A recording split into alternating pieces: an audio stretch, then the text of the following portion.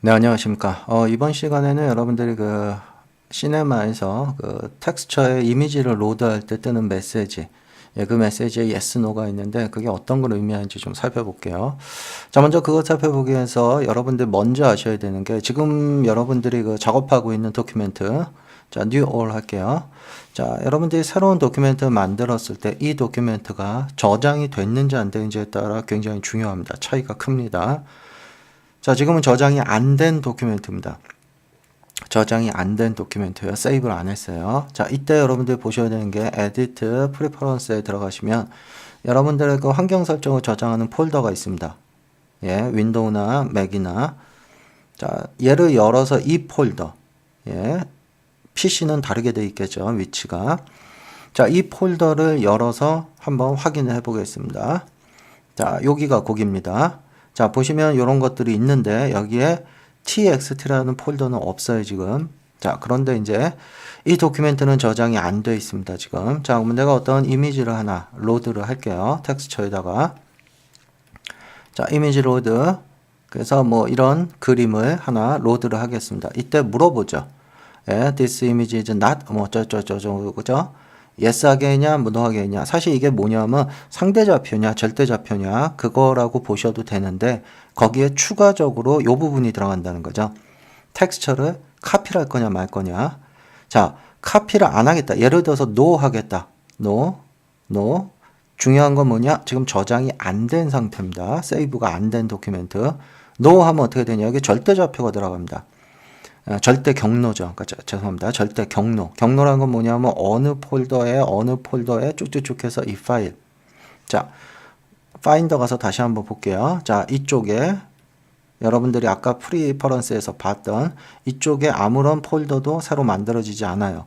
다시 말해서 여러분들이 만약에 얘를 세이브해서 C4D 파일을 만들었다면 걔만 갖고 와서는 나중에 텍스처가 에러가 나겠죠. 이 파일도 같이 갖고 가야 된다는 거예요. 자, 그런데 얘를 클리어 할게요, 다시. 자, 다시 로드. 자, 이 그림을 넣을 건데, yes를 하겠습니다. yes. 어떻게 되나 보세요. 카피를 하겠다. yes. 자, 그러면 여기 상대 경로가 들어갑니다. 다시 말해서 파일명만 들어가요. 그리고 아까 봤던 요쪽 여러분들 그 프레퍼런스에 있었던 환경이 저장되는 그 폴더에 txt라는 폴더가 하나 만들어지죠, 새로. 그리고 요 안으로 이미지를 복사를 뜹니다.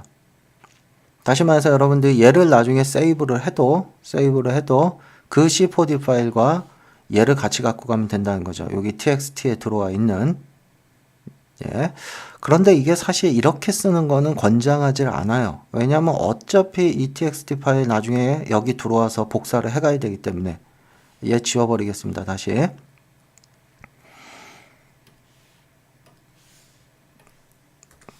자, 그러면 이 파일을 저장을 시키겠습니다. 먼저 파일 save as 어디에 데스크탑에 테스트라는 폴더 안에다가 제가 저장을 할게요. 테스트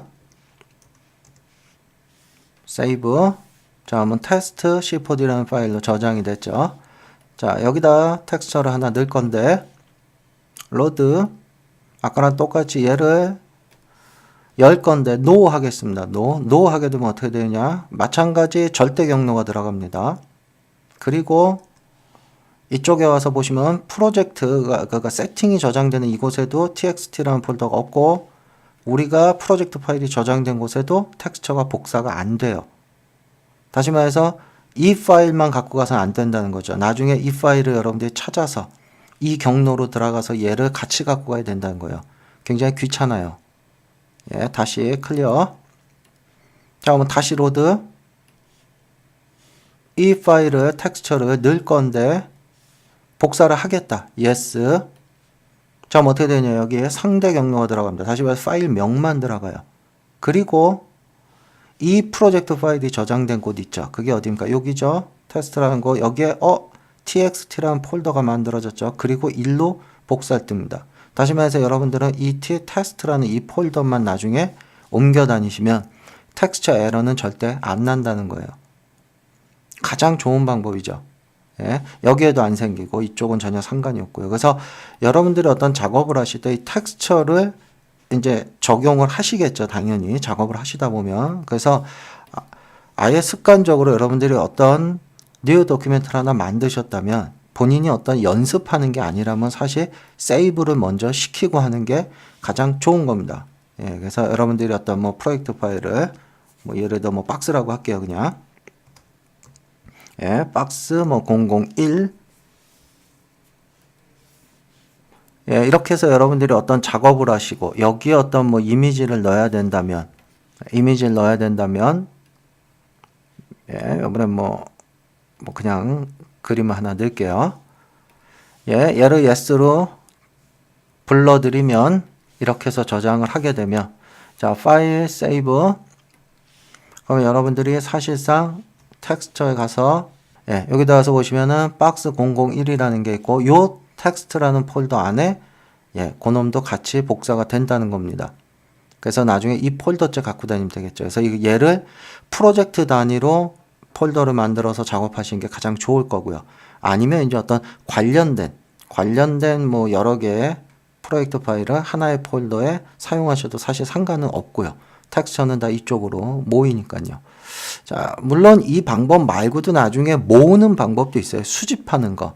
그러니까 내가 나중에 얘네들을 모르고 절대 경로로 사용을 했는데 걔를 다 모을 수 있는 방법도 있습니다. 나중에. 근데 어쨌든 습관적으로 먼저 저장을 하시고 텍스처를 사용할 때는 그 로드 할 때 카피하겠다 yes를 눌러주시는 게 아무래도 여러분들 프로젝트를 이동해 다닐 때 폴더째 갖고 다니면 되니까 아마 그게 가장 안정적일 겁니다. 그래서 가끔 보시면은 뭐 학생들한테 과제를 낸다든지 했을 때 프로젝트 파일만 갖고 와서 나중에 텍스처가 하나도 없어서 다 에러가 날 때 그런 문제를 발생시키지 않게 하기 위해서는 이렇게 프로젝트 세이브한 후에 텍스처 작업을 하시는 게 가장 좋습니다.